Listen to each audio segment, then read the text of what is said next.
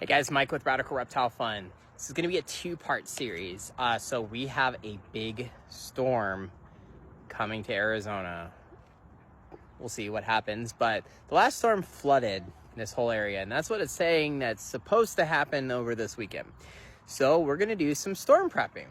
So the first part of this series is I'm going to storm prep our turtle ponds. Now here's how we're going to do it. One of our TikTok followers gave us an insanely good idea. And that was that if we have turtle ponds that overflow, to drill a hole in them where we don't want them to overflow at. And I thought that was brilliant. So thank you to that follower. But we're going to go ahead and drill some holes in the turtle pond so that way we can make sure that these ponds don't overflow during the storm. So I'm just using this hole saw here. You can attach it right to a drill. And I'm just gonna pick a spot, probably on this back side over here, where I don't want the pond to overflow. So we'll probably go right back here. I'm gonna kind of match it up with this platform here, so that way this also doesn't overflow. But I don't want it too low because we do like to higher this water line up a bit. So I'm just gonna kind of do a rough measurement. It doesn't have to be perfect. We're gonna go to about right here. I think that's perfect. And I don't think the turtle can get out if I drill right about here. So yeah, this is where I want it. So let's go ahead and drill really quick.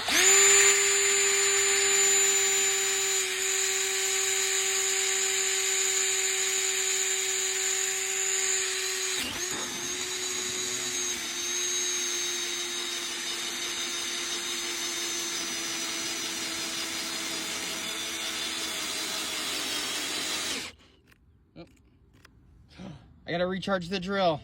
The drill's charged, back to it. There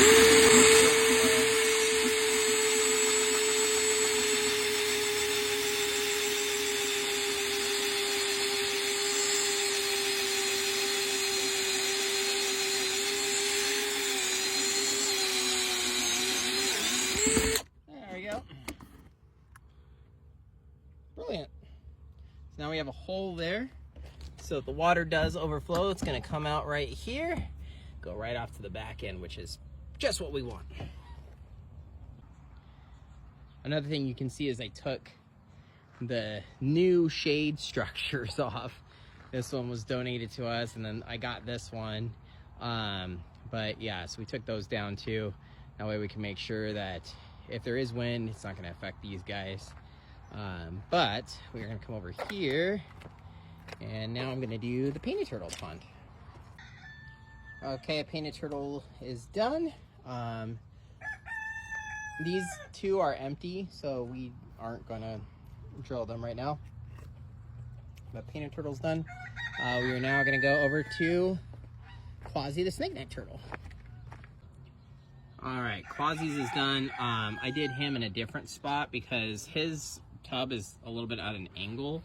So if the water fills up, it actually is gonna come here first. So water will actually drip down right into this tree right here. Also, let's say hello to Quasi. So that way we have a animal in this photo or video. Quasi's our snake neck turtle from Australia. Beautiful turtle. And you go.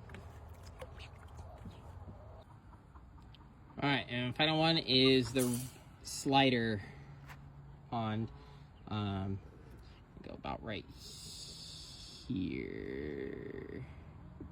Yeah, and I'm doing this one on this side because again, this one's a little bit tilted, so when it overflows, most of the water comes on this side. So this will run right into this tree right here. All right, and final one is the slider pond. Go about right here. Yeah, and I'm doing this one on this side because again, this one's a little bit tilted, so when it overflows, most of the water comes on this side. So this will run right into this tree right here.